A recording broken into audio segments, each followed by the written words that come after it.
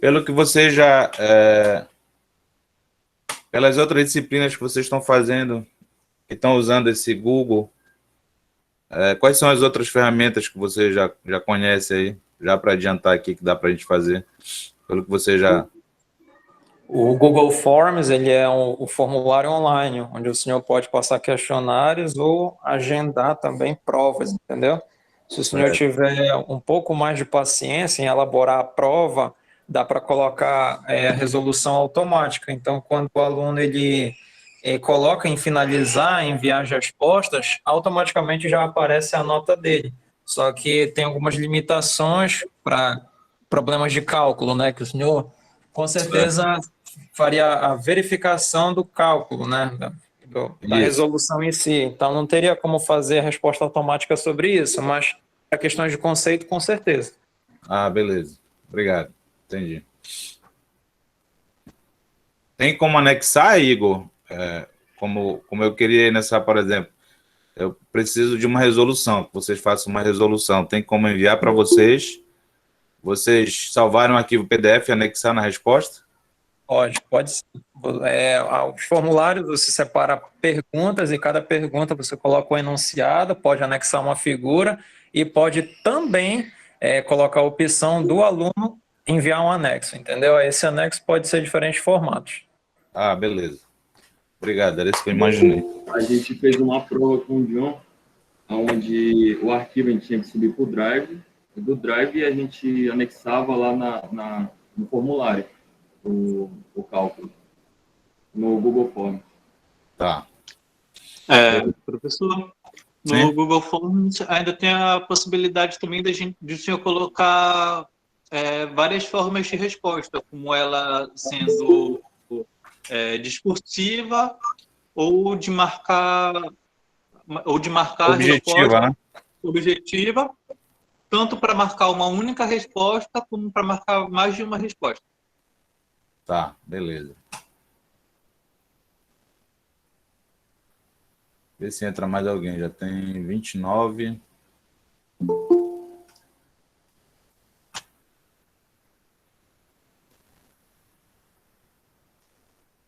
Só para quando eu iniciar aqui não ficar toda hora dando permissão. Só mais uns 5 minutos aí a gente já inicia. Em relação lá aquelas aulas que ficaram, né? Realmente eu vi lá que o vídeo ficou escuro. Eu acredito que foi por causa do fundo que eu coloquei nas apresentações. Eu já tirei já. Eu tinha colocado uma logo, acho que foi devido a essa configuração que eu fiz. Aí ficou tudo escuro mesmo, não apareceu o texto lá, tá? Mas eu acredito que agora não deva ficar.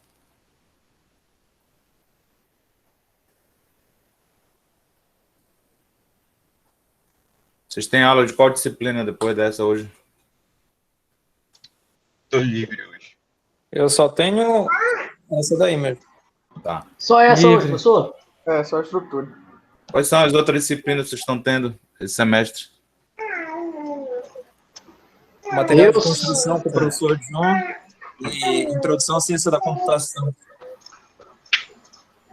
Para mim ficou um pouco misturado, professor. Eu ainda vou ter aula de instalações elétricas. Ah, tá. Mas todos são da 2019, né? Todos Não, são só da matriculados. 2018. Sou da 2018. Ah, tá. Entendi.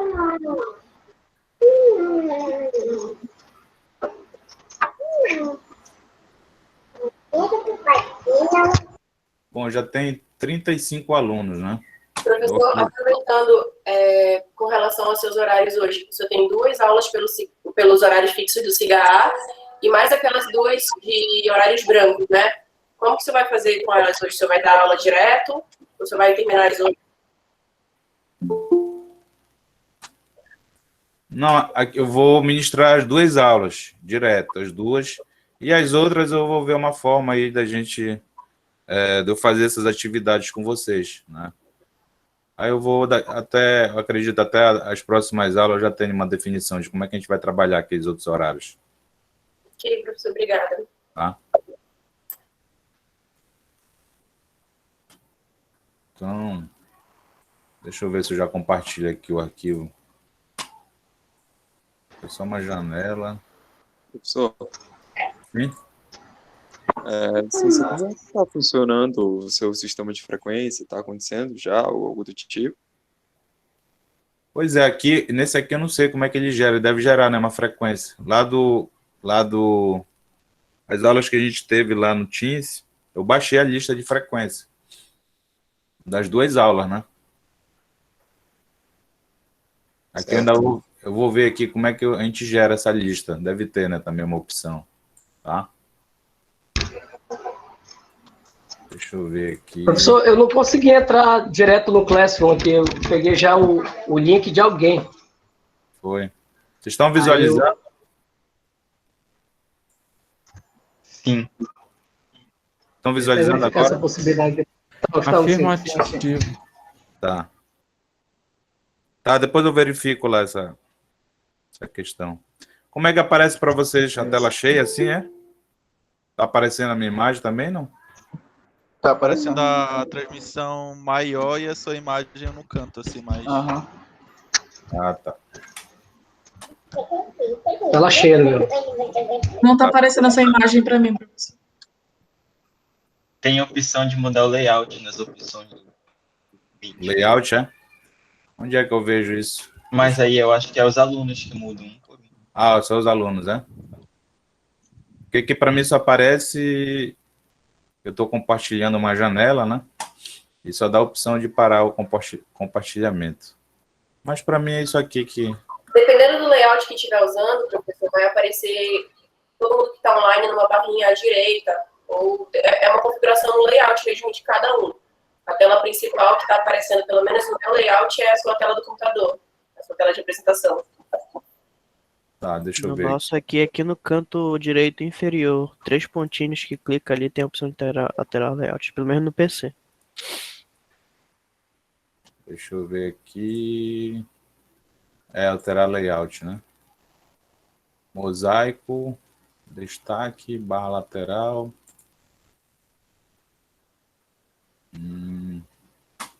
Bora ver se esse daqui. Aqui fica todo mundo. Não. Mosaico. Blocos. Barra lateral.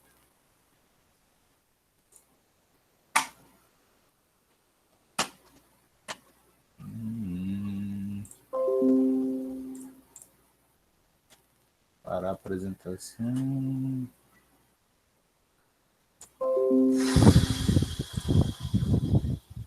Vamos lá, então. Vamos levar assim. Estão visualizando agora, estão, né? Sim, tá aparecendo. Ok, professor. Então, vamos lá, então. Na última aula a gente falou, né, sobre a parte de cargas, né? Ações ou cargas que atuam nas estruturas. E hoje a ideia é a gente falar aí dar continuidade, né, a esses conceitos aí para a gente mais na frente já poder fazer vamos dizer, entrar na parte de equilíbrio, né? A parte de equação de equilíbrio, já poder resolver aí algumas estruturas simples. Então a gente vai falar aqui sobre os vínculos, né? Vai fazer essa definição aí dos chamados vínculos ou apoios estruturais. Eu acredito que ainda tem mais gente aqui entrando.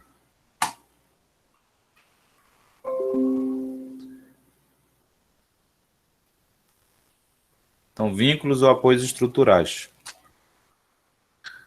Então, aí como conceito, né, desses vínculos, a função básica dos vínculos ou apoios é de restringir graus de liberdade das estruturas por meio de reações nas direções dos movimentos impedidos, ou seja, restringir as tendências de movimento de uma estrutura.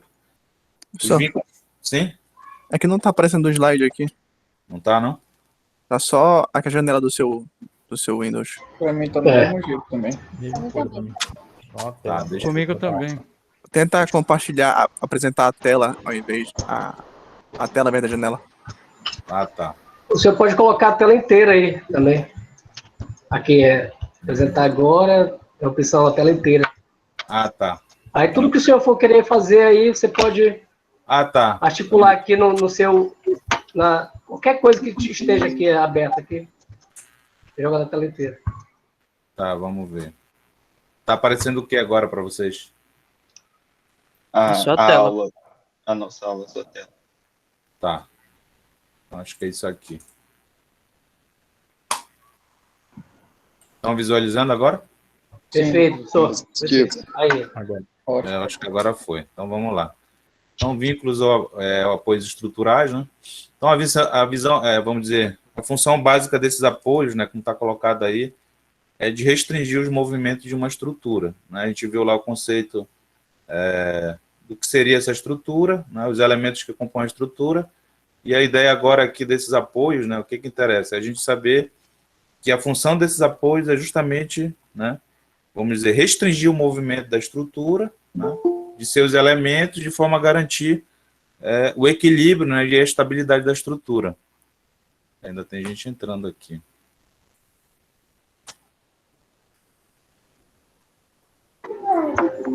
O senhor pode ocultar também essas barrinhas aí, tá? Que aparecem aí, que fica impedindo a visão aqui do slide.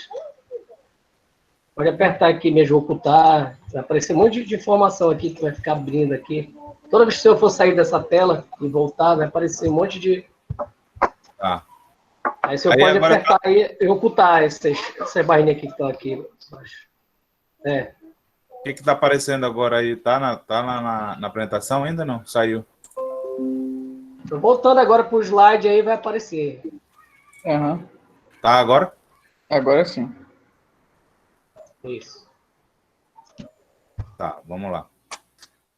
Então, os vínculos possuem a função física de ligar elementos que compõem a estrutura, além da função estática de transmitir as cargas ou forças. Acho que já tem gente lá.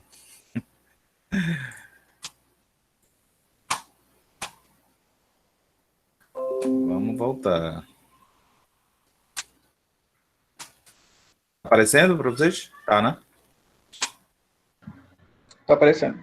Tá. Então, em um espaço tridimensional, tem-se 6 graus de liberdade, 3 translações e 3 rotações segundo os 3 eixos triortogonais. Os 6 graus de liberdade precisam ser restringidos de modo a evitar a tendência de movimento da estrutura pelo aparecimento de reações desses apoios às cargas aplicadas, tá? Então, como foi colocado aí, o que a gente tem que ter em mente? Que esses apoios, ou vamos dizer, a variedade de apoios que a gente pode ter numa estrutura, a função básica deles é restringir movimento. Quais são esses movimentos? Movimentos de translação e movimento de rotação, né? Então, quando a gente concebe uma estrutura, né, a gente define ali os elementos que vão compor as estruturas, né, o material, né, e principalmente esse é o que a gente chama de graus de liberdade, né? Quando a gente faz toda essa definição, a gente tem que pensar como é que vai ser feita as ligações entre esses elementos, né? Como a gente viu lá, a gente tem diferentes tipos de elementos estruturais, né? Como vigas, pilares, lajes, e a forma, né, para a estrutura, para o comportamento da estrutura, o que interessa é como esses elementos eles vão estar interligados, né? Então, esses graus de liberdade, essas restrições, né, que vão estabelecer, que vão governar ali, vamos dizer, o comportamento, né, da estrutura, né? E que tipo de reações que vão surgir na estrutura como um todo, né, e em seus elementos, né? Ou seja, de forma global e de forma local, né? A finalidade desses graus de liberdade vai ser essa, tá? Então, aqui os vínculos ou apoios são classificados em função do número de movimentos impedidos. Para estruturas planas, existem 3 tipos de vínculos, né, que são chamados aí de primeiro, segundo e terceiro tipo, né? Primeiro aí é o vínculo do primeiro tipo ou de primeiro gênero, ou ainda chamado aí de apoio simples, né, ou apoio móvel. São aqueles que pedem deslocamento somente em uma direção, produzindo reações equivalentes a uma força com linha de ação conhecida. Apenas uma reação será incógnita. Exemplo desse tipo de apoio são os roletes, balancinhos, superfícies lisas, hastes curtas e cabos. cursores e pinos deslizantes. Então, a ideia aí desses apoios, né, é justamente restringir um determinado movimento de translação ou rotação, e aí, dependendo ali do que ele está restringindo, vai surgir o quê? A reação de apoio, né, que é justamente a incógnita do nosso problema, né? Se a gente vai ter uma estrutura isostática ou hiperestática, essa reação de apoio é justamente a incógnita que a gente quer encontrar para o problema, tá? Então, aí tem aí o exemplo do que seria o apoio móvel, né? Esse apoio de primeiro gênero, né? Aqui colocado aqui só uma parte de vamos dizer, um modelo real de uma viga, né? Aqui está representando como se fosse só uma parte da viga em que a gente tem esse apoio, né, de primeiro gênero. E aqui ele vai ter uma reação. Aqui são alguns, vamos dizer, representação do modelo estrutural, né? Sempre estrutura, o que a gente vai ter? A gente vai ter ali o modelo real da estrutura e vai ter o modelo estrutural.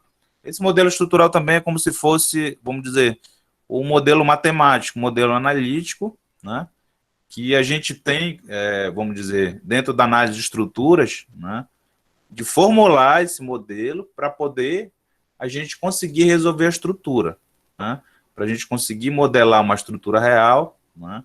Qual é a ideia ali, como eu já comentei com vocês, né, de qualquer estrutura? Quando a gente fala de análise, de fazer o projeto de uma estrutura, é a gente saber qual é o comportamento que a estrutura vai ter quando ela receber o carregamento externo, né? Seja uma estrutura simples, de uma viga, seja um pilar, seja uma estrutura mais complexa. Qual é a ideia do projeto em si, da análise de estruturas? É a gente formular, né, estabelecer o modelo para esse problema, aplicar as cargas, né, e avaliar o que vai acontecer na estrutura, né? Então, o primeiro passo aqui, que a gente vai ver mais na frente, seria calcular as reações de apoio, né, de uma estrutura simples. E é o que vale também para uma estrutura mais complexa. Então, vamos dizer, se eu tenho uma estrutura aí como uma viga, que vai estar apoiada em 2 pontos, né, eu vou ver que tipo de reação, né, em função das restrições que vai ter nessa viga, que vão ter nessa viga, quantas incógnitas que eu tenho para resolver, quais equações que eu vou ter disponível, né, que a gente vai mostrar mais na frente, que são as equações de equilíbrio, tá? Mas a ideia geral que vocês têm que ter é saber o que eu vou resolver numa estrutura, né? Aqui, por exemplo, eu posso ter uma viga que o interesse inicial é saber quais são as reações de apoio, né? Mas se eu pensar numa estrutura mais complexa, a estrutura de uma edificação, o que a gente precisa saber? Precisa conhecer as reações de apoio, né, daquela estrutura ali, independente se ela tem, vamos dizer, um número reduzido de pilares, né, que está representando ali os apoios. Se a gente imaginar aí vamos dizer, uma edificação bem simples, um prédio que tivesse aí 4 pilares, né, e aí esses 4 pilares é que vão estar fazendo essa ligação da estrutura, né, com o solo através das fundações. Então, é como se nós tivéssemos ali 4 apoios, né, do nosso prédio sobre a fundação, né? E aí o que interessa para a gente saber o que está acontecendo com aplicar quando todas aquelas cargas lá que nós conceituamos na última aula, quando acontecer parte dessas cargas, né, que a maioria são cargas gravitacionais, o que vai acontecer ali na minha fundação? Qual é a intensidade, né, que vai estar chegando lá na base da minha edificação, da estrutura ali que vai apoiar a minha edificação, né? Então, quais são as incógnitas que eu tenho que resolver ali? Primeiro, calcular essas reações de apoio, né? Qual que seria o interesse de calcular essas reações de apoio, por exemplo? É eu saber, né, qual é a carga que eu vou considerar para dimensionar os pilares, né? A gente já aprendeu lá naquela parte de elementos estruturais, que os pilares ali são elementos que eles estão sujeitos principalmente a cargas de compressão, né? Então, o que me interessa para dimensionar um pilar? Saber qual é a carga máxima que vai passar por ele, que vai estar atuando nele. Então, um exemplo seria esse. Eu tenho meu prédio ali com 4 pilares, me interessa saber qual é a carga que está chegando ali na base de cada pilar, né? Para eu poder dimensionar aquele pilar, independente, né, do qual material, né? Eu sei qual a intensidade, aí depois eu vou escolher o material mais adequado, né? A mesma coisa vale para as fundações também, né? Então, essa carga, essa reação vertical, que está mostrada aí, vamos dizer, vamos dizer que fosse apenas um pilar e estivesse representando um apoio, né? Então, essa carga também ela pode servir para eu dimensionar minha fundação. Saber ali se eu vou utilizar a estaca, qual é o tipo de fundação que vai ser mais adequado, vamos dizer, uma fundação superficial, uma fundação profunda, tá? E aqui está o exemplo de um apoio, vamos dizer, esse apoio móvel numa estrutura real, como está colocado aqui, né? No caso aqui, a estrutura de uma ponte, né? Não sei se alguns de vocês já devem ter observado, né?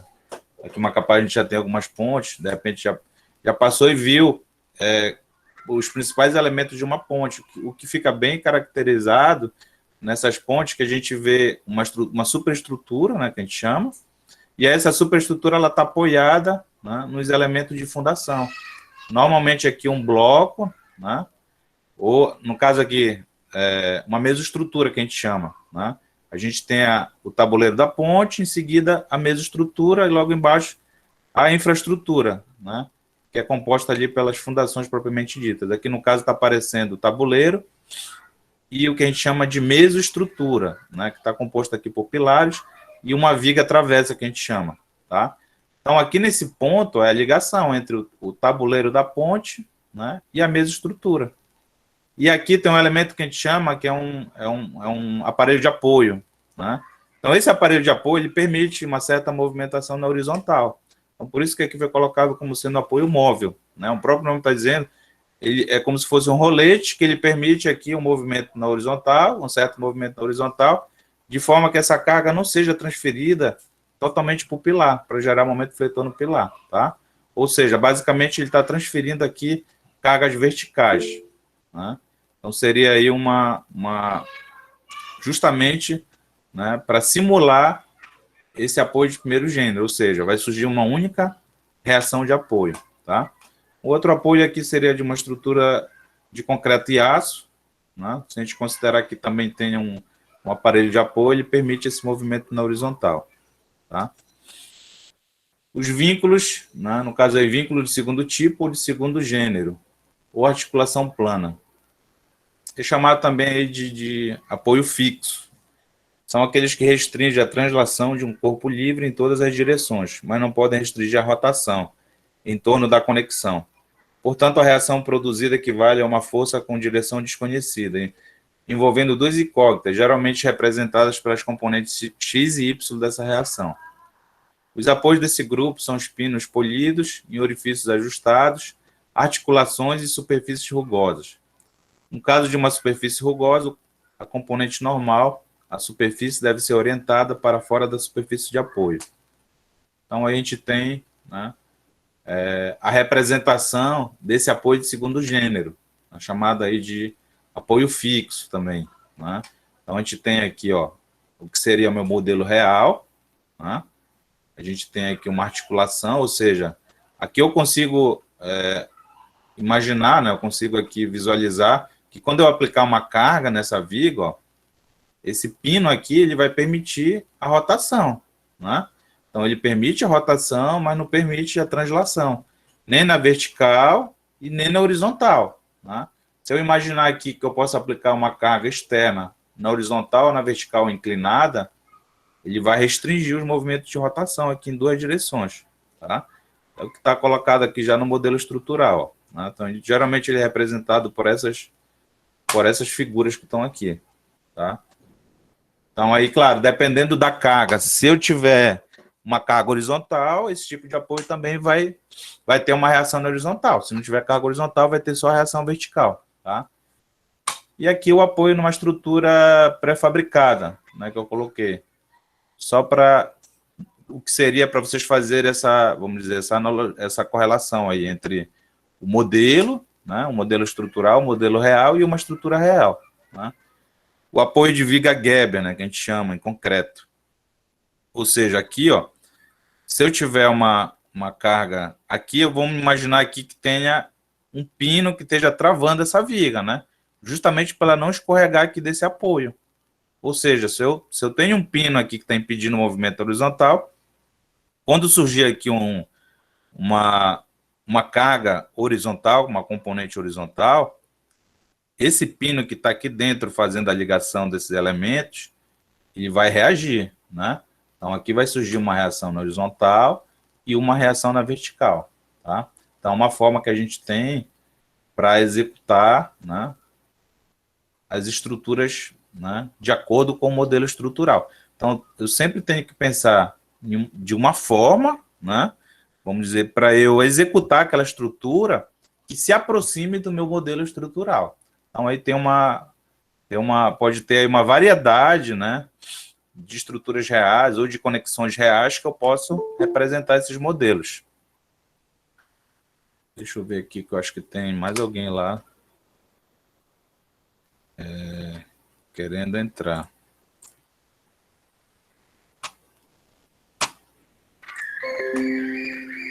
Vou colocar de novo, né? Aparecendo aí para vocês?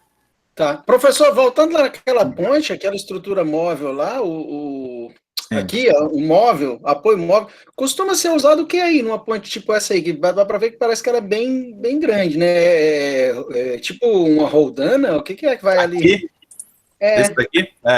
Aí, nesse caso aqui, geralmente um apoio é um aparelho de apoio que a gente chama. Imagine como se fosse uma borracha.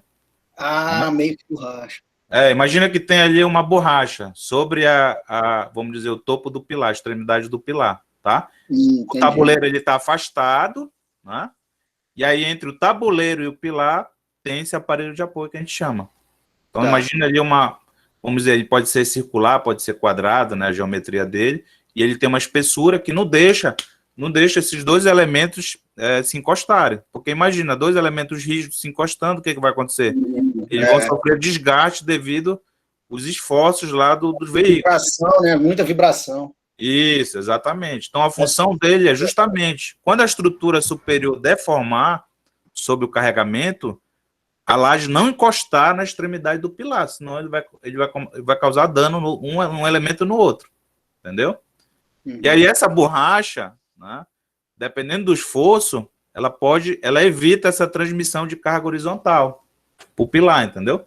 E eu posso também ter ali como se fosse mesmo, vamos dizer, um rolamento. Imagina que eu consiga colocar ali um rolamento de grande capacidade entre esses elementos. Então, eu só vou transmitir a carga vertical, entendeu? Se algum dia lá vier uma carreta, né, que é vamos dizer, um veículo muito pesado, e essa carreta frear perto desse apoio, então evita essa transmissão de carga na horizontal, tá? Não vai levar o pilar para frente nem para trás. Isso, exatamente. Ou seja, se eu imaginar que eu possa ter, e eu posso, tem pontes que eles colocam esse tipo de apoio móvel mesmo. Imagina aí um rolamento, né, de grande capacidade. E aí esse rolamento eu coloco ele numa chapa e eu posso pegar e fixar essa chapa na parte inferior da viga do tabuleiro, né, ou na própria laje.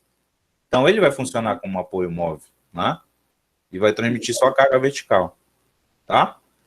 Ficou claro aí Beleza. A ideia? Isso vale também para qualquer, vamos dizer, eu posso também, vamos dizer, num prédio, eu posso ter esse tipo de apoio também, tá? Principalmente em como prédio. tem estádio também, né, professor? Estádio. Exatamente. Eu posso muita vibração, né?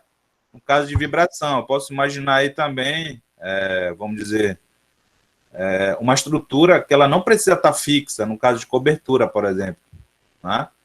Eu posso conceber apoios de forma que esses apoios eles entrem em movimento durante uma ação, vamos dizer, que pode causar um dano na estrutura se aqueles elementos forem fixos. Vamos imaginar aí um prédio que esteja sujeito à ação do vento, né, de tornado.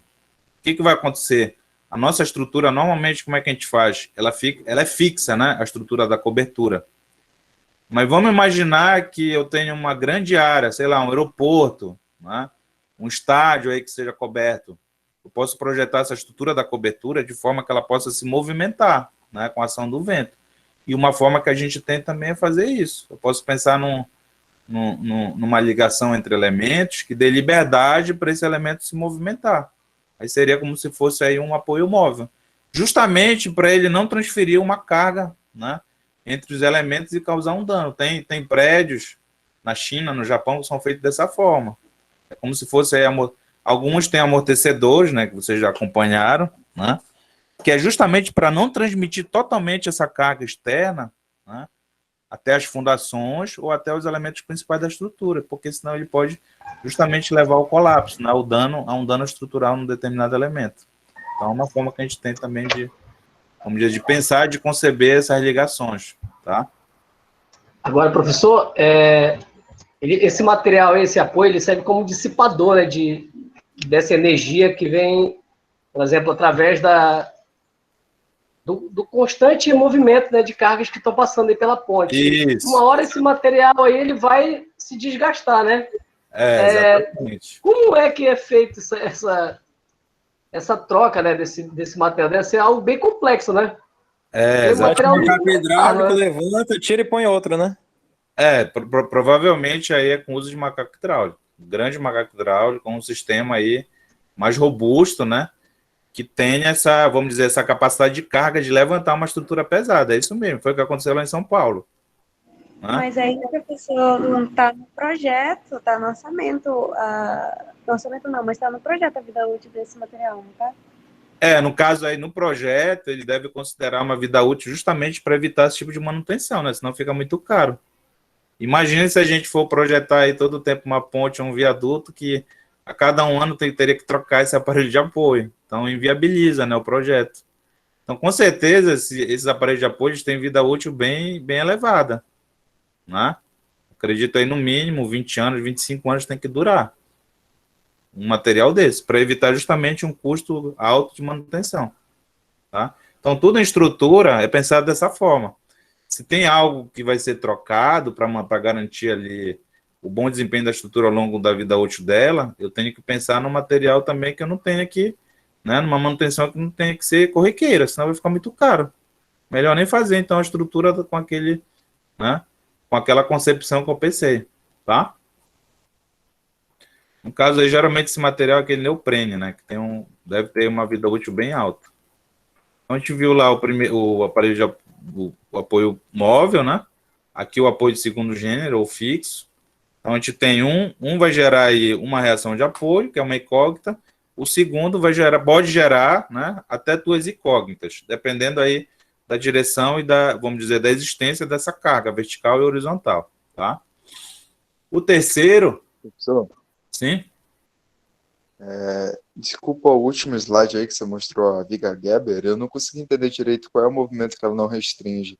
É a rotação em torno do eixo vertical? Que seria nesse ponto aqui, ó. Imagina aqui que eu tenho, nesse caso desse modelo, eu tenho uma viga, né? Essa viga aqui, através de um pino, está ligada aqui nessa base, certo? Essa base aqui, ela está presa numa superfície. Isso aqui eu posso fazer isso aqui com uma chapa metálica, colocar um pino e vir com uma outra viga, né, e fazer a ligação aqui com esse pino. Tá? Conseguiu aí visualizar? Então, quando eu aplico... a minha dúvida foi nessa viga real aí que você colocou. A viga real, a viga Geber, né? Isso. Imagina que eu tenho uma carga muito alta aqui, ó, do lado direito do apoio, tá? O apoio é aqui que está sendo caracterizado, né? Eu estou apoiando essa viga sobre essa daqui, certo? Certo. Certo? Tá. Então, para cargas verticais, ela está transmitindo a carga. Imagina que eu tenho aqui, ó. Tenta imaginar aqui que eu tenho uma carga distribuída, né? Várias setinhas aqui. Quando chegar aqui, ela vai passar para esse pedaço que está aqui embaixo. Concorda? Uhum. Tá? Então, daqui essa carga, ó, vai ser transferida para o pilar. Eu tenho aqui como se fosse uma pequena viga, um console, que a gente chama, né? Que é o que caracteriza a viga Geber. Então, essa carga vertical, ela vem daqui e vai ser transferida até o pilar, tá? Então, aí eu já tenho uma reação vertical, né? A horizontal, se surgir aqui, ó, uma carga horizontal, o que vai acontecer se ela vier daqui? Essa parte aqui não deixa correr, né? Se vier uma carga daqui, ó, ela vai restringir na horizontal, certo? Certo. E vamos imaginar que também essa carga pode se inverter, né? O sentido dela pode vir da esquerda para a direita, né? E aí, para isso aqui não escorregar, eu tenho que ter um pino aqui dentro. Tá? Vamos imaginar que a parte de baixo aqui tenha um pino de aço e eu vim com essa parte da direita e encaixei ele aqui. Tem um furo nessa parte aqui e eu encaixei. Tá? Então, esse pino, ele vai permitir que restringe o movimento também na horizontal. E aí, se ele está restringindo, ele vai gerar o quê? A reação na horizontal. Entendeu? Acho que sim. A minha dúvida, no caso, então, ela pode girar em torno de algum eixo, certo? Ela tem alguma rotação. É em torno de qual eixo? Ah, tá. Se, Essa digamos rotação, que... tá, imagina que seja bem aqui. Imagina que esse pino aqui, ó, ele esteja bem no eixo aqui. Então, imagina que para cá eu tenho uma viga com um grande vão. Vamos dizer que tenha 10 metros para cá, que não está aparecendo, obviamente, na imagem.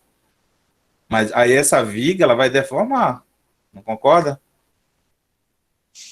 Uhum. Quando ela deforma, ó, se a gente for imaginar aqui isso aqui se movimentando, numa estrutura real, só o fato de existir um pino aqui não vai impedir que nesse ponto aqui tenha rotação, não concorda? Ou seja, essa viga vai deformar e esse ponto que está aqui embaixo, ó, ele pode encostar nesse aqui, não concorda? Positivo.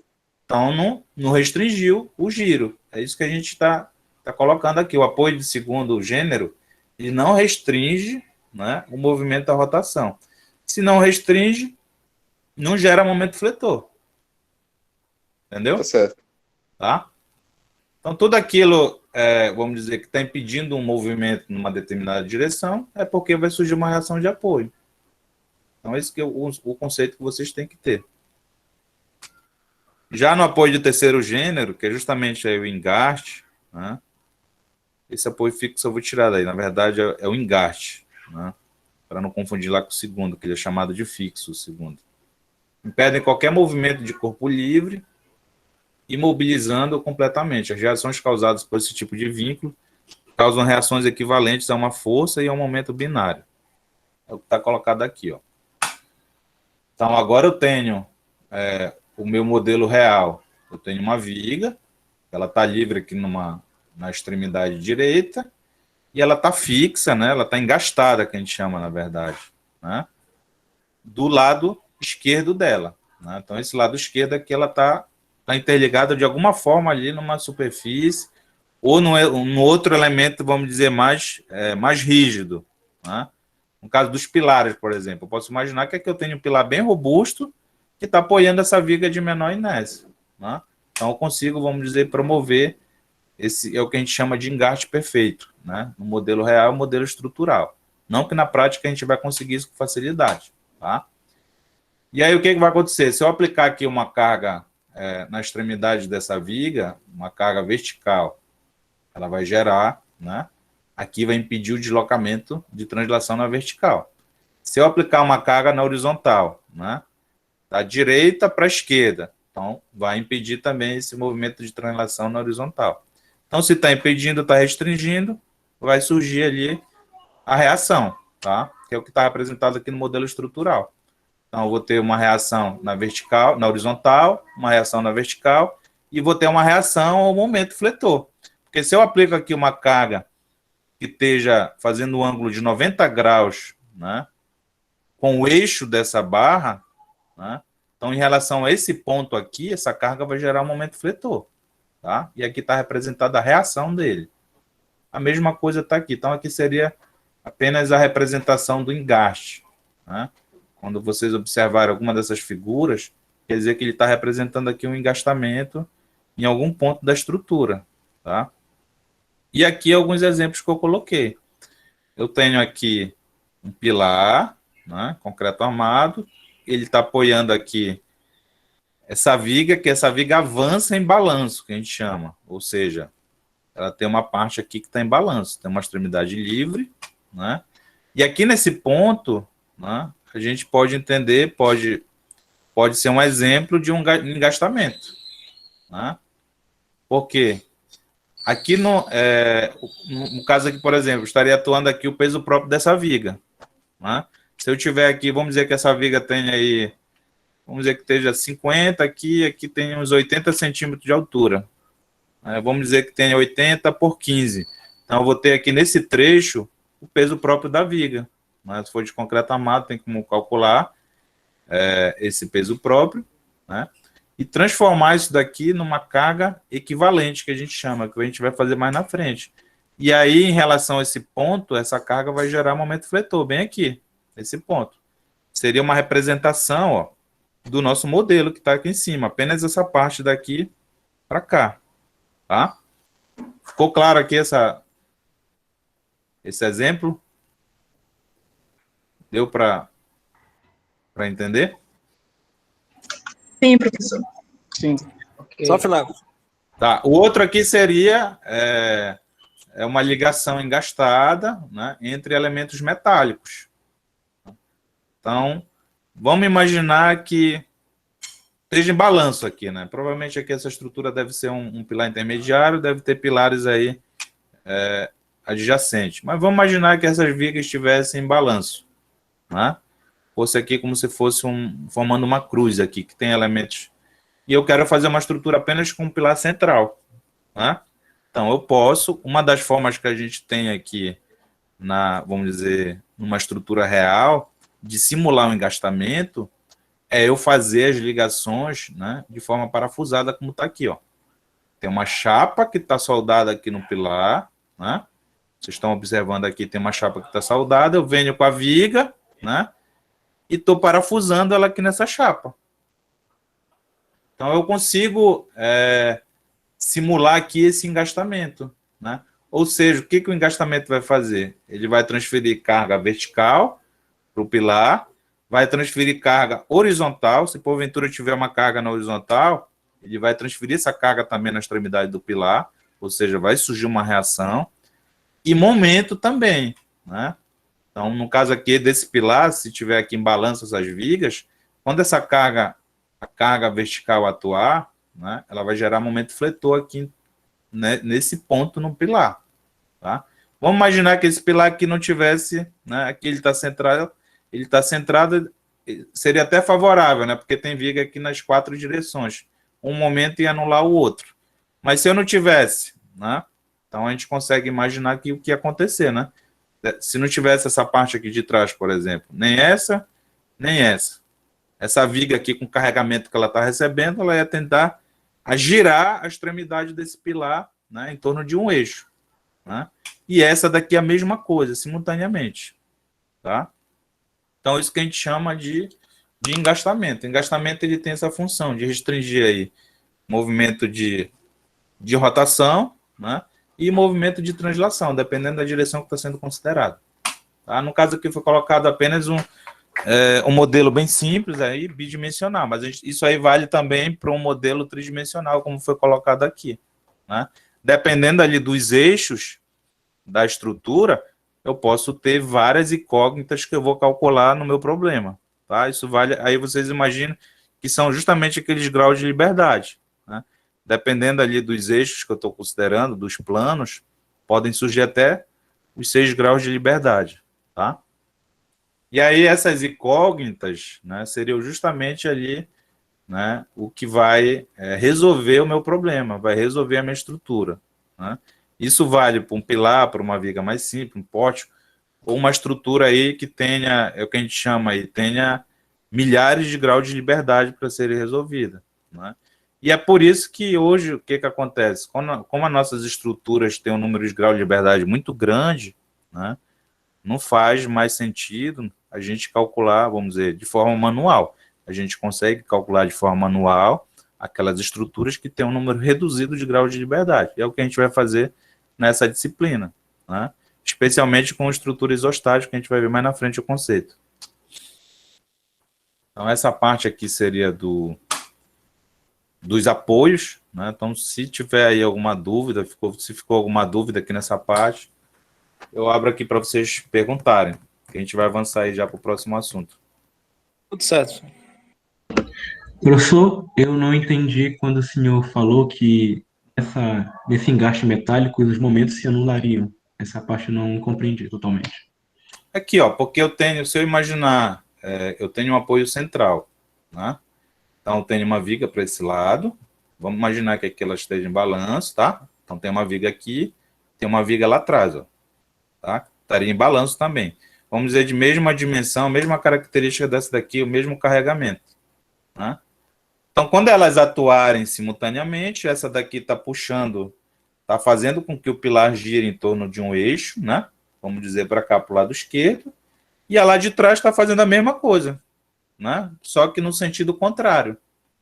Essa que está saindo aqui, mesma coisa, né? Se elas forem todas iguais, vamos imaginar que essa estrutura esteja formando aí como se fosse uma cruz, né? Se a gente olhar ela em planta, né? E se esses carregamentos aqui são simétricos, elas vão provocar o mesmo momento aqui nesse ponto no pilar. Você não concorda? Sim, muito obrigado. Agora eu entendi, consegui visualizar finalmente. Tá. Obrigado. Ok. Então vamos... Deixa eu abrir aqui o outro arquivo. Então aí foi a parte dos vínculos, né? É o conceito que a gente tem que ter para...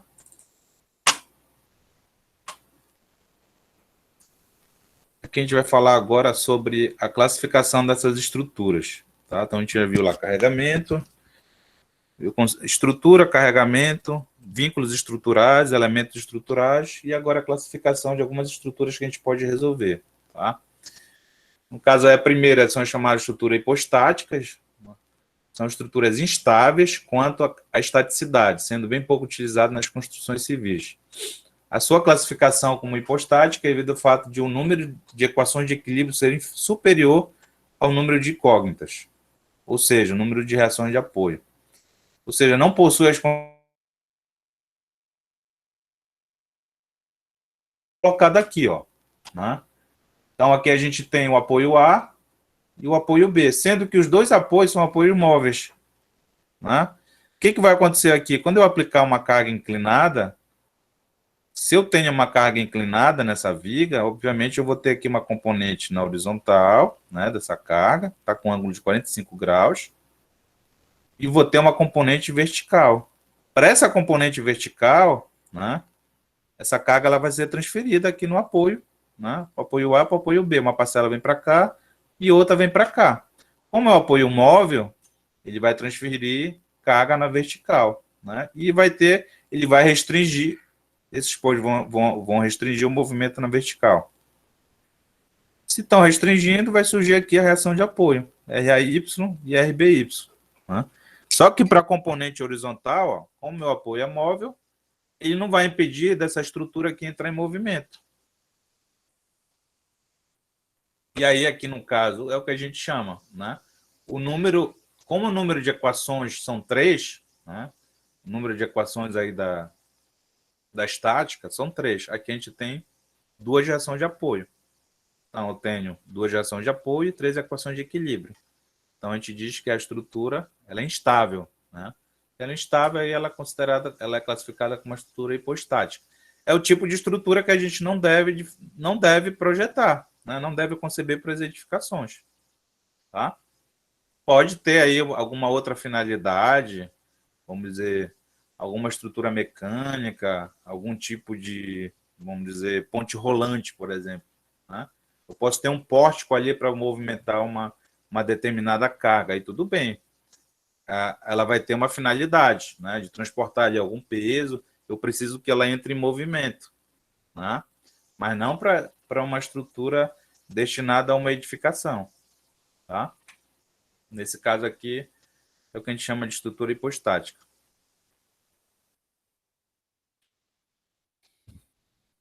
O que eu já tinha comentado, né? Aí a gente tem agora o que seriam as estruturas isostáticas, né? A estrutura é classificada como isostática quando o número de reações de apoio coincide com o número de equações de equilíbrio. Ou seja, possui as condições mínimas para estabelecer o seu equilíbrio estático. No caso aqui, o apoio A, o que a gente fez? A gente mudou agora ele, né? Era um apoio móvel igual ao B, a gente transformou ele no apoio de segundo gênero, ou aquele apoio fixo. Ou seja, agora, essa componente que vai surgir aqui da carga inclinada, né, ela vai, né, esse apoio agora vai em movimento dessa estrutura aqui na horizontal. Ou seja, o fato de a gente ter mudado aqui de um apoio móvel para um apoio fixo, aí já mudou agora, né? A estrutura ela já vai ter estabilidade, vamos dizer, vai ter equilíbrio aqui na horizontal. Né? Você está restringindo, vai surgir aí essa reação na horizontal, chamada aqui o RAX, o RAY, que é a parcela da vertical, né, da componente vertical, que vem para o apoio A, e aqui o RBY, que é a outra parcela da componente vertical que está sendo transferida aqui pelo apoio B. Aí nós temos aqui, por exemplo, 3 reações, pode perguntar. No slide anterior, o senhor disse que as estruturas naquele ordenamento lá de apoio, elas ficam instáveis. Mas que sentido de instável é esse, professor? É mais susceptível ao colapso, ao desabamento, é? Não, no caso é instável em relação ao equilíbrio. Né? Por exemplo. Mas elas ficam estaticamente determinadas, porque a gente estudou em Mecânica 2 que dá para ver pela deformação, né? Para determinar estaticamente elas. Elas podem ser estaticamente determinadas? Não, ela é determinada, mas ela é instável. Né? Eu não posso ter, por exemplo, um pórtico de uma residência que esse pórtico entre em movimento de translação, numa determinada direção. Então, é nesse sentido. É isso que eu pensei, exatamente. Ela é instável, né, para esse movimento. Não quer dizer que ela vai entrar ali né, vamos dizer, em colapso. Entendeu? Então, depende ali vamos dizer, do que ela está restringida, em qual direção, né, que ela está impedindo ou não um determinado movimento. Tá? Então, é nesse sentido. Tá, entendi. Tá? Então, no caso aqui da isostática, né, com o próprio nome da ISO, que é número de equações de equilíbrio é igual ao número de incógnitas. Ou seja, a gente tem aí as condições mínimas, né, para que a estrutura tenha o equilíbrio estático. Tá? Que é o caso da maioria das estruturas que a gente consegue resolver, obviamente, com as três equações de equilíbrio, tá? Que a gente vai mostrar mais na frente. E aí as chamadas estruturas hiperestáticas. A estrutura classificada como hiperestática, quando as equações de equilíbrio são insuficientes para determinar as reações de apoio, ou seja, possui condições superiores às necessárias para estabelecer seu equilíbrio estático.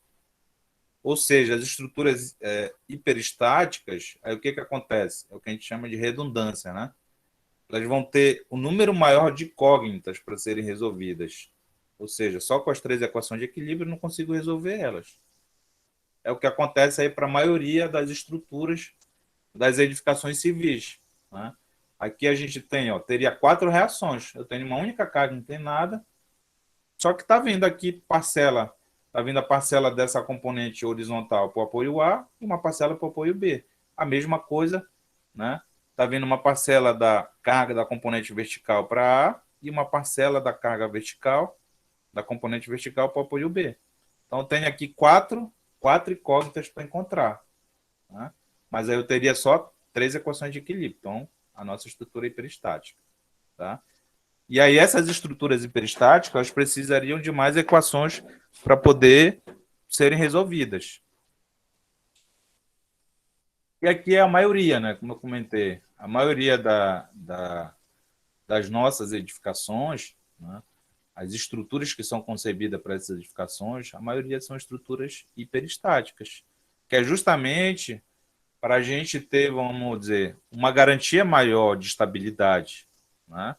Eu não posso pensar que vou fazer um projeto ali estrutural de uma casa, eu não tenho que pensar que eu vou fazer uma estrutura ali isostática. Né? Que a isostática ela tem as condições mínimas.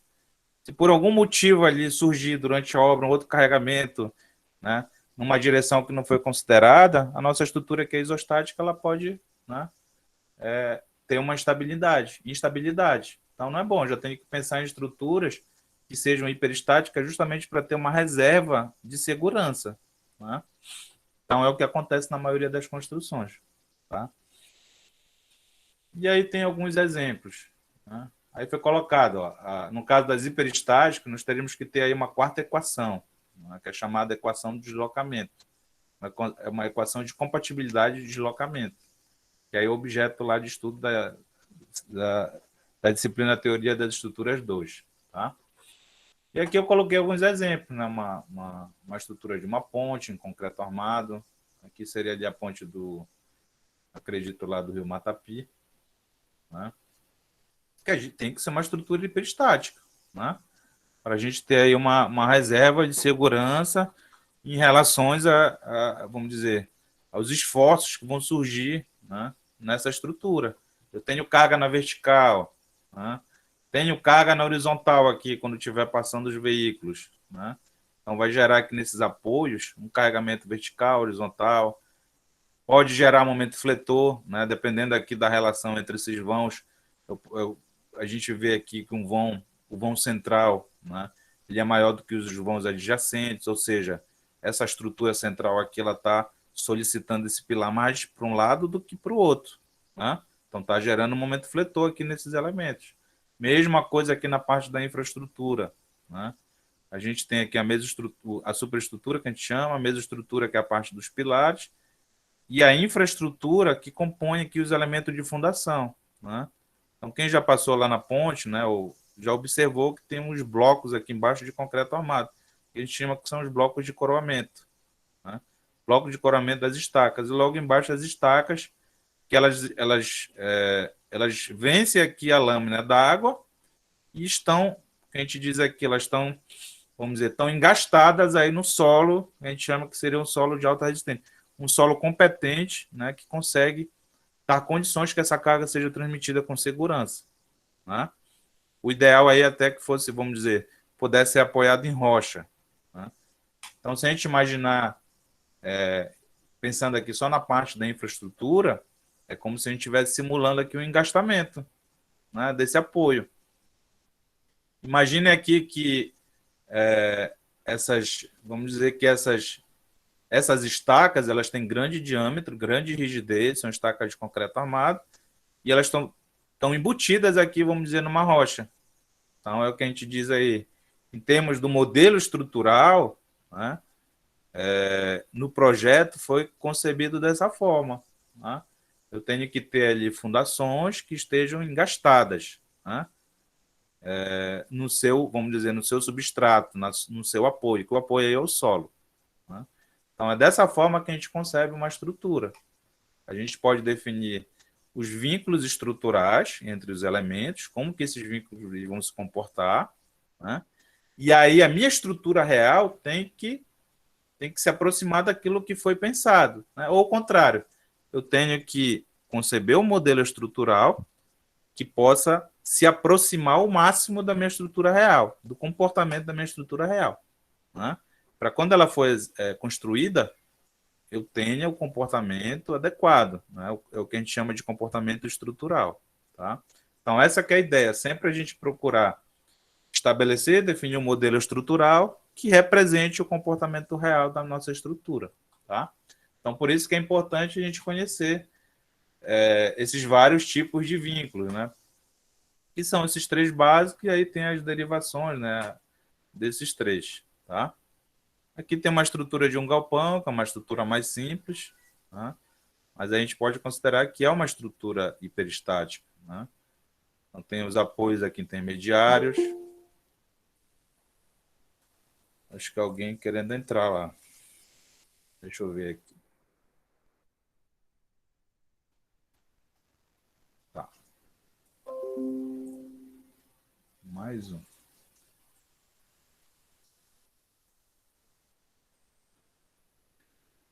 Voltar para lá. Tá. Então, continuando aqui, a gente tem um galpão, né? Um galpão metálico, né? Tem uma certa quantidade de pilares aqui, provavelmente é simétrico, né? Eu tenho uma linha de pilares aqui, tenho uma linha de pilares aqui. Então, se a gente imaginar, cada ponto desse aqui, né, nessa parte superior, é a ligação dessa estrutura, da cobertura, né, com os pilares. Então, a gente pode considerar aqui que vão surgir o quê? Vão surgir reações aqui na extremidade do pilar, reação vertical e reação horizontal, né? Quando estiver atuando aqui a carga de vento nesse telhado, ele vai tentar empurrar essa estrutura, né, para um determinado lado, dependendo aí da direção do vento, se estiver predominante. Então, esse pilar não vai deixar, porque ele está engastado aqui na base, e aí ele vai impedir esse movimento na horizontal do galpão, né, ou algum ponto dele de se movimentar em relação a um outro, tá? Então, a gente diz que aqui, né, a gente teria essa restrição de movimento na horizontal, na vertical, e se esse ponto aqui, ó, que eu aproximei mais, é como se eu tivesse dado um zoom aqui dessa parte da estrutura. Se eu imaginar que essa parte aqui ela tende a descer devido a uma carga, vamos imaginar que um determinado dia deu um vento aqui na vertical, uma sobrepressão que a gente chama, com mais o peso próprio da estrutura, isso aqui pode tentar se movimentar para baixo, né? E aí essa ligação, ó, da treliça, da cobertura com o pilar, também pode absorver, né? Vamos dizer, essa deformada que a gente diz, a estrutura pode tentar deformar aqui na vertical, e esse ponto aqui, por ser rígido, né, através dessa chapa metálica, através de solda, através de parafuso, vai impedir que esse movimento ocorra, né? Então, a gente diz que aqui ele pode também estar simulando o engastamento dessas treliças com o pilar. Então, aí eu teria aqui também, né, vários graus de liberdade, né, ao longo desses apoios aqui, né? Eu tenho aí, conforme que ele está restringindo de movimento, pode não ser só num plano, pode ser na outra direção. Quando eu multiplico pelo número desses pontos aqui, eu vou ter uma quantidade aí significativa de incógnitas dessa estrutura. Por isso que ela é considerada uma estrutura hiperestática, né? Então, a maioria dessas estruturas correntes, né, são estruturas hiperestáticas, justamente para aumentar a segurança das estruturas, né? Para evitar, por exemplo, se eu não fizer essas considerações, se eu colocar apenas um apoio aqui em cima, vamos dizer, eu poderia apenas apoiar essa treliça aqui nesse pilar. Não poderia ter toda essa preocupação aqui, ó, de colocar uma chapa, colocar parafuso, soldar, né? Colocar esses suportes. Se vocês observarem aqui, ó, tem umas chapas aqui, ó, em forma de triângulo. Isso aqui está dando mais rigidez para esse ponto aqui, né? O projetista poderia não ter se preocupado com isso aqui e ter feito só um apoio simples, né? Só que esse apoio simples, ele poderia restringir só o movimento na horizontal e na vertical. Se algum dia surgisse aí um momento fletor, não ia resistir, poderia não resistir, e essa estrutura poderia ter um problema, né? Ou um problema local ou um problema global, né, que a gente chama. Poderia entrar em colapso por algum motivo, uma falha de concepção, né, dessa ligação. Isso que ocorre na prática, né? Então, quando a gente observa aí que alguns galpões, né, algumas estruturas, por serem estruturas leves, elas estão muito sujeitas à ação do vento, principalmente, né? Tanto o vento que a gente chama de sucção, imagina que o vento está vindo na horizontal e essa superfície curva, né, esse vento bate ali e forma um efeito de sucção, que é o contrário do efeito da gravidade, ele tende a arrancar essa estrutura, né? Ou seja, desde ele empurrar a estrutura para baixo, ele está tendendo a levantar essa estrutura. Então, a gente tem que se preocupar também com isso, né? Por isso que eu não posso somente apoiar essa estrutura aqui no pilar, contando só com peso próprio, que acontece muitas vezes, né? A gente tem ali a intuição de que é uma estrutura pesada, dificilmente o vento vai mexer nessa estrutura, né? É esse pensamento que a gente tem logo, mas só que não é isso que acontece. O vento, dependendo da área dessa estrutura, dessa cobertura, ele pode fazer o efeito contrário do que a gente pensou, né? Achando que a estrutura é muito pesada e que o vento não poderia conseguir levantar. Não, pode sim.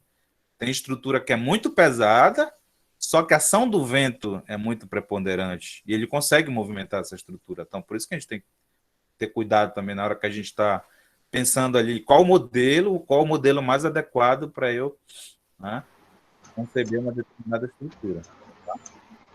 A exemplo disso aí, professor, o estádio do Zerão, né, aquela arquibancada lá, sempre eles estavam mexendo naquela estrutura, porque o vento sempre estava levando aquelas telhas de zinco lá.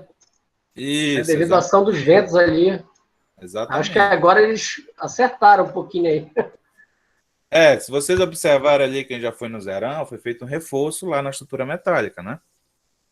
Então, foi justamente aí para compensar essa falha que teve no projeto inicial. Como é uma estrutura que estava em balanço, é um balanço significativo, e ela está numa posição que provavelmente ali a direção do vento preponderante estava batendo, né, estava causando um efeito grande na estrutura. E aí ele tende, as telhas metálicas elas são fixas, né? Quando chega esse efeito lá de sucção, ela tende a arrancar mesmo a telha, né? O que acontece, a diferença aí dessas estruturas é porque elas têm grandes áreas, né? E aí quando o vento bate nessa superfície, ela vai ter esse efeito mesmo de arrancamento. Se fosse vamos dizer, uma área menor e com as telhas que acontece no caso das edificações com telha cerâmica, né? São telhas que na maioria das vezes elas não são fixas, mas o vento também pode atuar, né? O que acontece ali? Ela faz destelhar a casa também, né? Como a telha está solta, né? Já aconteceu, inclusive, uma capaz, eu já vi várias situações que o vento veio, né? E pelo efeito de sucção, jogou as telhas tudo do lado do telhado, né? Então, isso pode acontecer também. E aí a gente tem aqui os princípios físicos básicos para as condições de equilíbrio. As condições de equilíbrio garantem o equilíbrio estático de qualquer porção isolada da estrutura ou da estrutura como um todo. Elas são baseadas nas 3 leis de Newton, né? Só para a gente lembrar. A primeira é o princípio da inércia, né? Que a gente já conhece.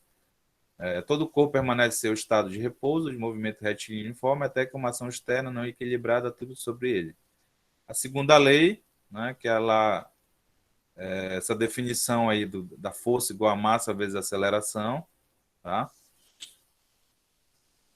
E a terceira lei de Newton, né, que é aí a toda ação corresponde a uma reação de mesma intensidade em sentido contrário. Então aqui a gente colocou esses princípios físicos justamente para lembrar que é a aplicação direta desses princípios que a gente faz, que são considerados na análise das estruturas, né?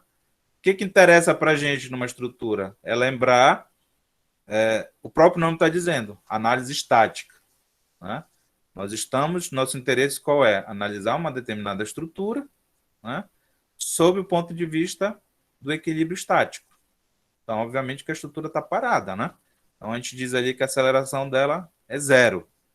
Apesar de que algumas estruturas, como acontece, vamos dizer, na vida real das estruturas, né, a gente tem ali que se a gente colocar um equipamento chamado acelerômetro, ele vai identificar uma aceleração, é o que acontece nos prédios altos, né? Ou até uma edificação mesmo, uma estrutura, uma edificação térrea, 2 pavimentos, 3. Se colocar, vai identificar que aquela estrutura ali, ela tem uma determinada aceleração, né? Mas é bastante desprezível, né? Que a gente pode considerar aí com segurança, né, que a análise necessária para a gente, vamos dizer, calcular essa estrutura pode ser feita através da análise estática, tá? Do equilíbrio estático. Claro que existem estruturas que é considerado um movimento, né? Quando eu estou calculando alguma estrutura mais complexa, né, que vai estar sujeita ali à ação do vento ou qualquer outro tipo de ação dinâmica, como acontece, por exemplo, nos estádios de futebol, que hoje tem as torcidas organizadas. Então, esse fato aí de criar aqueles movimentos harmônicos, né, pela torcida, aquilo ali é o que a gente chama, é uma carga dinâmica.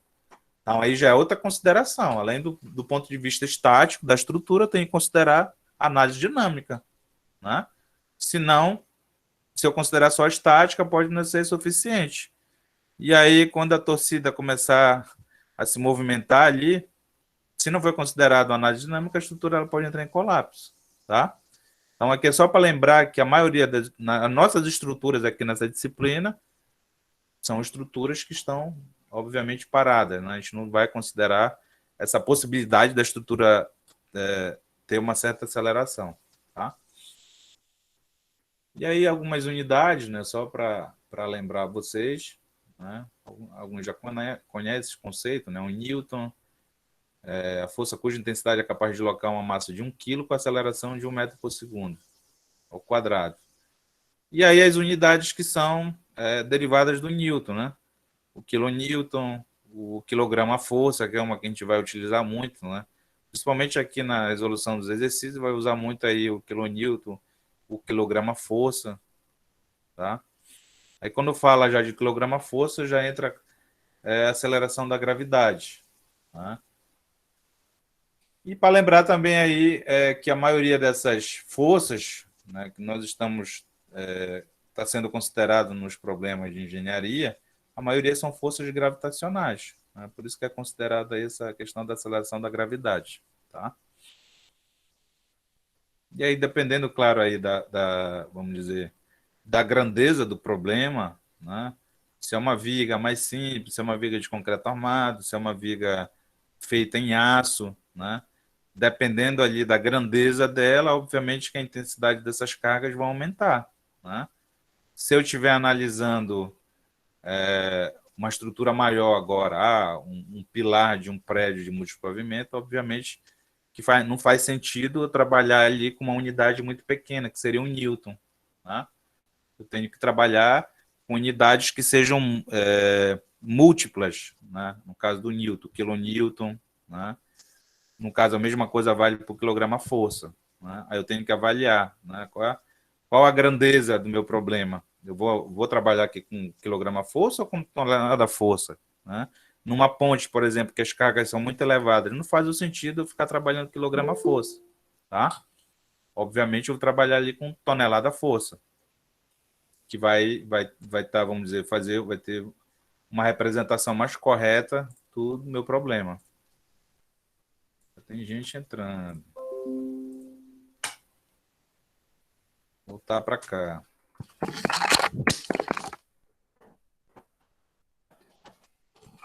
Paramos aqui e tem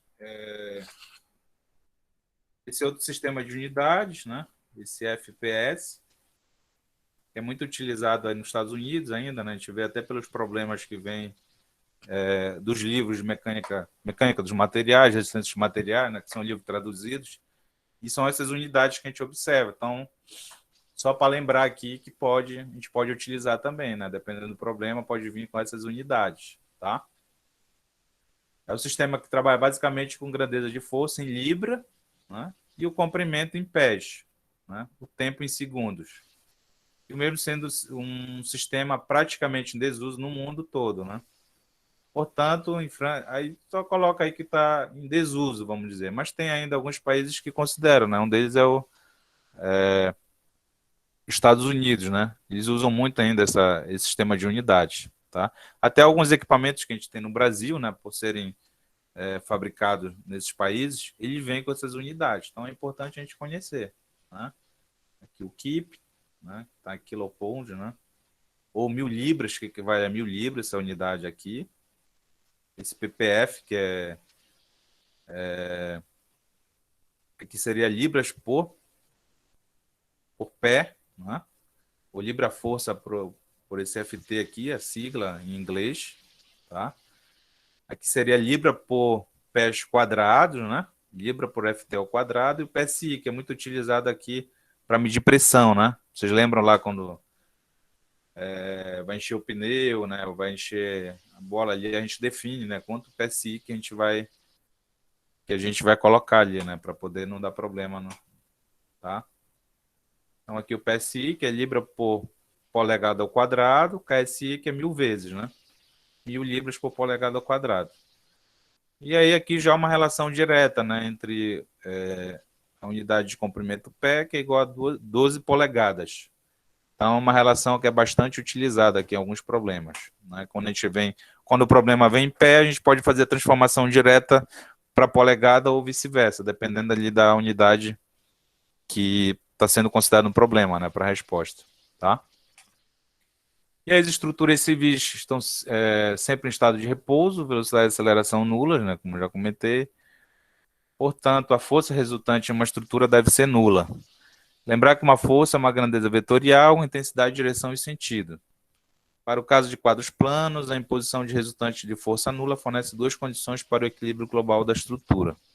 É aí que a gente tem as duas primeiras condições de equilíbrio, né? Para o nosso sistema, ou para a nossa viga, para o nosso sistema particular, vamos dizer, já voltado para a estrutura das edificações, tá? Então, o primeiro é que o somatório de forças na direção horizontal no X deve ser nulo, e o segundo é que o somatório de forças na direção vertical deve ser nulo também. Então, aí a gente já tem duas condições, né, de equilíbrio para um determinado ponto da nossa estrutura, tá? Então, a gente parte do princípio que a gente vai ter duas equações aqui, né?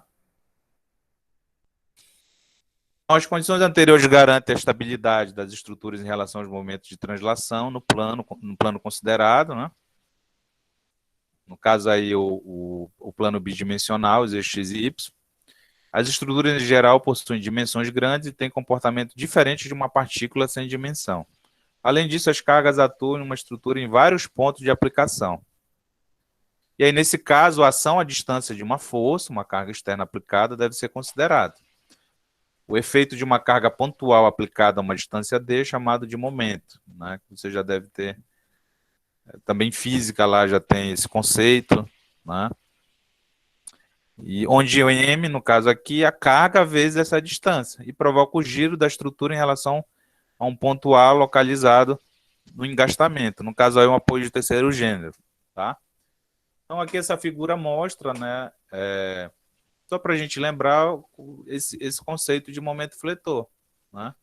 Então, todo o tempo que eu tiver essa condição aqui na minha estrutura, seja ela uma estrutura simples ou uma estrutura mais complexa, em que eu tenha uma carga, que essa carga em relação ao ponto de referência, né, da minha estrutura, ela esteja formando ângulos de 90 graus e tem é o que a gente chama aqui de braço de alavanca, então vai existir, né, essa tendência ao giro em relação a esse ponto de referência. Então, isso aqui é o que a gente chama de momento fletor. E aí, para a gente avaliar esse efeito, a gente calcula essa intensidade, né, que vai ser a minha carga multiplicado por essa distância. Aí eu consigo calcular. Desde que exista, né, como já foi colocado, essa restrição ao movimento de rotação. Porque imagine, se eu tiver um pino aqui, não tem como existir momento fletor. É o que acontece numa porta, né? Por que a gente consegue abrir as portas? Obviamente porque aquele ponto ali, ele não está restringindo o giro, né? A dobradiça, no caso, né? Mas se eu chegar lá e colocar uma cantoneira, eu não vou conseguir abrir a porta. Então, esse conceito ele é bem intuitivo, né? Ou seja, a dobradiça ela liberou aquele movimento, né? E aí eu não tenho uma reação. Por isso que a gente consegue abrir com facilidade, tá? Então, seria assim, um conceito bem prático da gente visualizar, né, essa tendência ao giro, né? Quando a gente abre uma porta, eu estou aplicando uma força e eu estou conseguindo fazer girar a porta em torno de um ponto de referência. Mas se eu não quiser que aconteça esse giro, o que eu tenho que fazer? Eu tenho que restringir com o engastamento. E se eu consigo restringir, obviamente eu vou ter ali uma reação ao momento que a gente chama. Tem como eu calcular a intensidade desse efeito, tá? Daí, quando foi colocado aqui o pilar daquele mesmo galpão, né? Se eu imaginar aqui, ó, se eu imaginar que esse pilar vai estar sujeito a uma carga horizontal provocada pelo vento, então eu tenho que engastar ele aqui, ó, na minha fundação, tá? Eu tenho aqui um bloco de concreto armado e logo aqui embaixo eu posso ter uma fundação concebida em sapata, né? Ou uma fundação estaca. E essa estrutura aqui, ela está simulando esse engastamento, justamente para evitar, né, que esse meu pilar aqui não tenha estabilidade, né? Então, eu estou simulando aqui o engastamento. Eu posso considerar que aqui pode surgir momento fletor, tá? Ainda tem gente entrando. Vamos ver. Professor, com licença, posso fazer uma pergunta? Pode.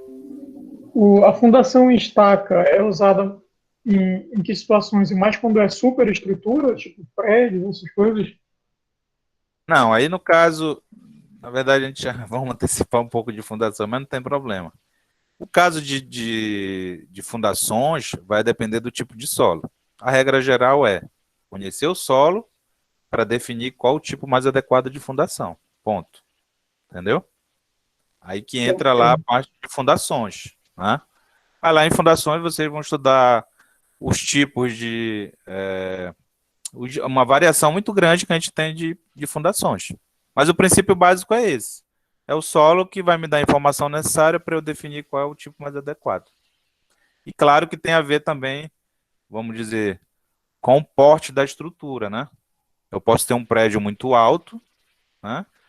que mesmo, por exemplo, uma sapata possa resistir, essa sapata ela vai tender a ficar muito grande devido à intensidade do carregamento. Aí eu posso optar por uma fundação profunda, né? Que um conjunto de estacas eu consigo fazer com uma seção reduzida, em que eu vá trabalhar mais no comprimento dela. E aí eu vou buscar, é o que a gente chama um solo mais competente, né? Uma rocha. E geralmente o que acontece na prática, os solos que estão em camadas mais profundas são os solos mais competentes. Então essa seria aí, vamos dizer, a filosofia para a escolha do tipo de fundação, tá?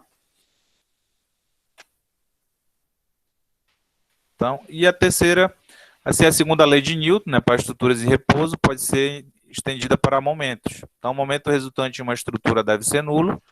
No caso de quadros planos, isso resulta em mais uma condição para o equilíbrio global da estrutura. Então, a gente tem lá as duas primeiras, que é o somatório de forças na horizontal é nulo, na vertical é nulo.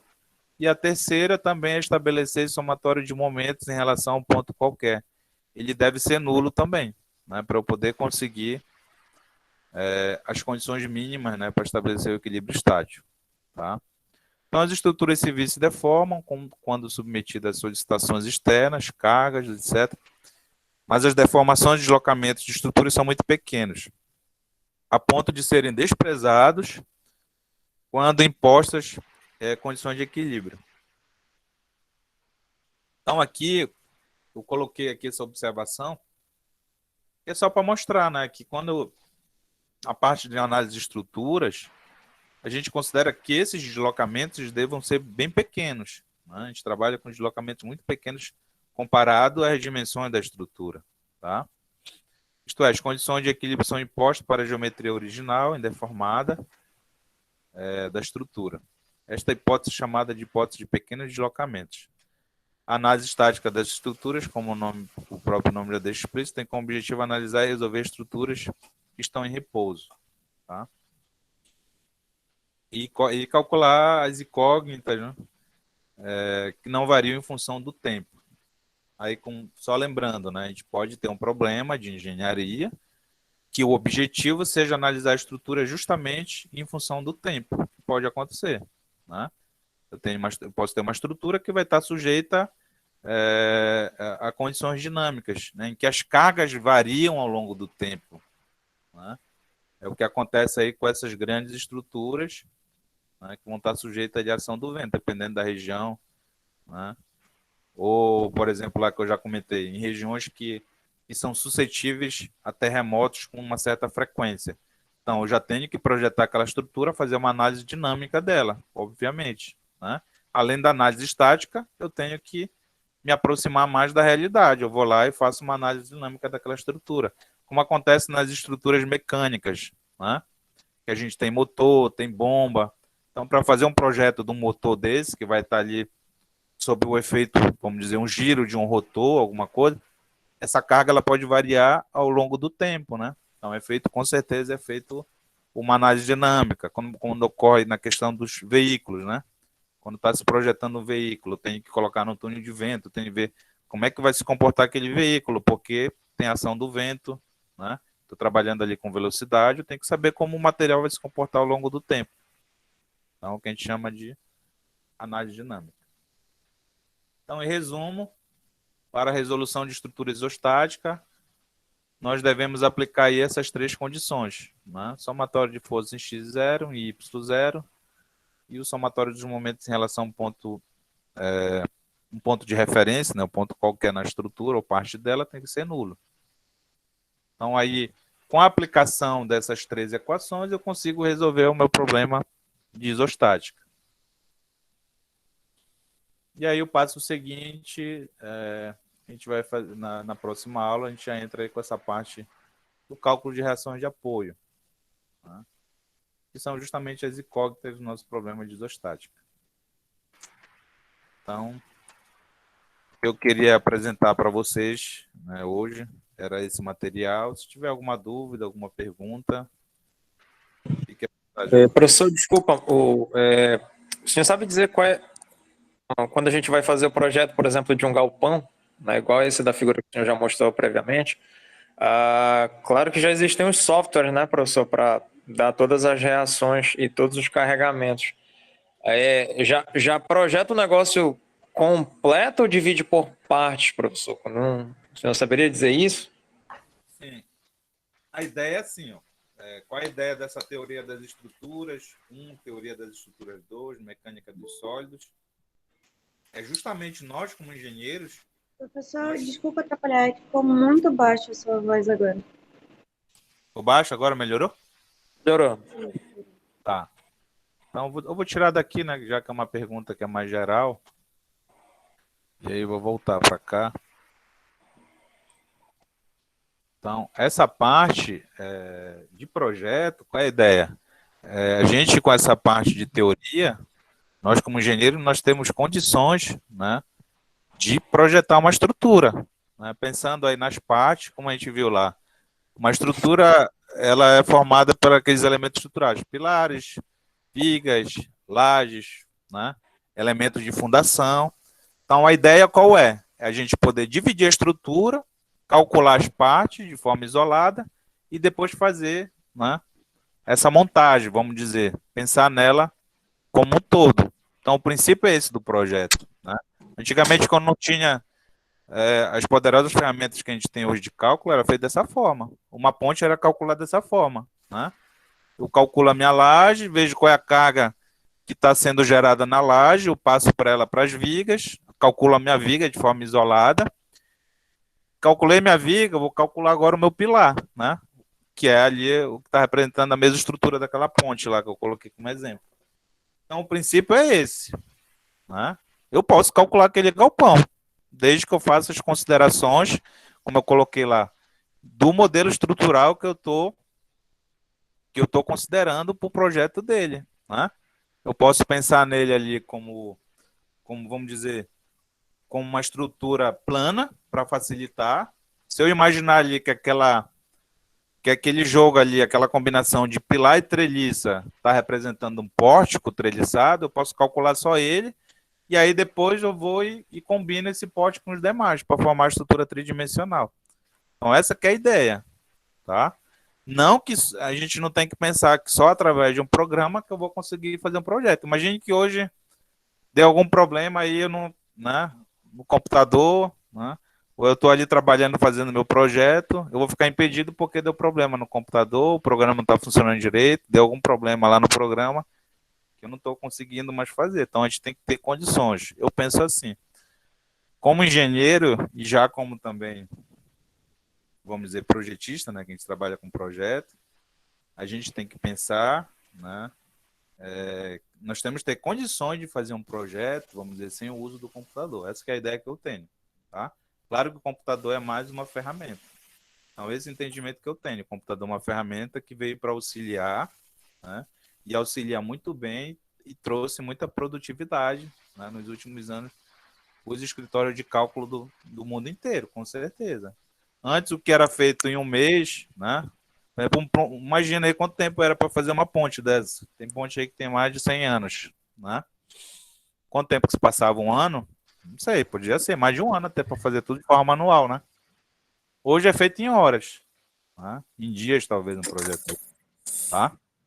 Então, a ideia é essa. Né? O princípio é esse. Tem programas, tem uma diversidade de programas muito grande. Depende daquele problema que a gente quer analisar.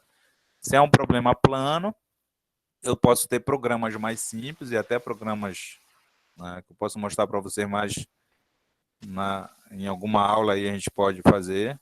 Né? O F2, por exemplo, é um programa que ele calcula estruturas isostáticas, estruturas hiperestáticas e estruturas planas. Né? Foi desenvolvido lá na PUC do Rio de Janeiro, com esse propósito. Né? De mostrar tudo aquilo que a gente faz de forma manual, mostrar graficamente. Né? Mas é o que a gente faz também, a gente vai fazer. Vai resolver uma viga, vai resolver uma treliça, um pórtico, vai calcular reações, vai calcular os esforços internos, vai desenhar, vai construir os diagramas de esforço dessas estruturas. Entenderam? Então era isso. Professor? Mais alguma pergunta? Você vai disponibilizar o slide já agora? Já, eu vou salvar lá em PDF, vou ver se eu coloco logo aqui na... Tá ok, valeu. Meet. tá? Envio da aula passada também, que você não enviou. Tá, tudo bem. Então hoje Valeu, era isso, pessoal, que eu queria mostrar para vocês. Eu agradeço a atenção de vocês, tá? E até quarta-feira. E a gente vai ajustando aqui. Professor, só uma coisa. Eu não estou inscrito no Classroom da turma, assim como eu não estava nas lives. Eu tinha que entrar como convidado. Você pode me inscrever se eu mandar o meu e-mail no chat? Tá, pode mandar aqui. Coloca aí no chat, eu já cadastro vocês. Tá? Obrigado aí, pessoal. Professor, falhou aqui, eu não ouvi. Onde é que o senhor vai disponibilizar esses PDFs aí? Eu vou colocar aqui, deve ter uma parte aqui, eu vou colocar aqui nessa sala mesmo do Google. Tá? Ah, tá, beleza, valeu, obrigado. E depois lá no Siga também. Eu vou salvar lá no Siga e colocar lá na disciplina lá. Professor, Oi. não esqueça de verificar com relação aos anexos, porque a atividade 2 já é para quarta-feira, né? Tá, vou verificar isso aí também. Como é que eu faço para que vocês possam anexar, né? Professor? Sim? Eu fiquei com uma dúvida sobre aquele arredondamento da gravidade para 10. Ele é meramente didático ou ele pode ser usado em um projeto real? Não, ali no caso já é vamos dizer, é um arredondamento visando a questão prática, né? Até para a gente ficar trabalhando, vamos dizer, com a favor da segurança. Né? A gente está arredondando algo, né, um pouquinho para mais. Então isso aí, quando a gente já está trabalhando com projeto, favorece. Tá? Em projeto a gente pensa nessa questão de aumentar a segurança. Ok, muito obrigado. Professor, só uma pergunta. Com relação às duas questões que não tem data de entrega. É Tá. para quarta-feira também? Não, aquela ali fica livre, né? Na verdade, assim, eu coloquei algumas para vocês entregarem e outras era já para a gente também conhecer as ferramentas aqui do Google. Aí fica a critério de vocês, se quiserem responder lá. Eu enviei 2 respostas. A gente fica sem saber assim que se chegou. Tá, já vi aqui que chegou já. A maioria está chegando. Eu queria Tá? ver também sobre isso aí, professor, porque a minha não foi agendada aí, né? Eu tive que entrar como convidado. Só que Tá, teve uma pergunta lá que o senhor fez que era para desenhar, não é? Isso. E aí eu fiquei... Aí eu não tive como entregar esse desenho aí. Então, eu acredito que não tem aí nessa... Pois é, foi isso que a Débora perguntou ainda agora. De entregar eu acho que o deve desenho. ter aqui mas deve ter uma forma de vocês Deve ter anexarem, entendeu? Pode fazer um croquisinho, tira uma foto ou escaneia, né? Usa um aplicativo aí de scanner. Mandei PNG, um monte de formatação. Mas eu acho que falta eu habilitar alguma configuração aqui para vocês poderem fazer isso. É isso que eu vou verificar, tá? Perfeito. Obrigado, professor, pela aula. Professor, mais uma dúvida. Com relação a uma das perguntas, o senhor pergunta sobre cargas variáveis. O senhor quer a definição das cargas variáveis ou as cargas acidentais? Que aí uma das categorias delas já é as variáveis. Ficou meio duvidoso ali a pergunta, a dúvida. Tá, não, aí pode considerar, vamos dizer, aquele primeiro o conceito geral ali. Né? De cargas acidentais, né? Aí definindo o ponto de variáveis, né? Isso. Tá, ótimo, obrigada. Esse é o conceito geral mesmo. Que é esse que é o contrário ali de cargas permanentes, tá? Então vou interromper aqui a gravação. Boa noite. Ok, professor, boa noite. Boa noite. Boa noite. Boa noite, professor. Boa noite.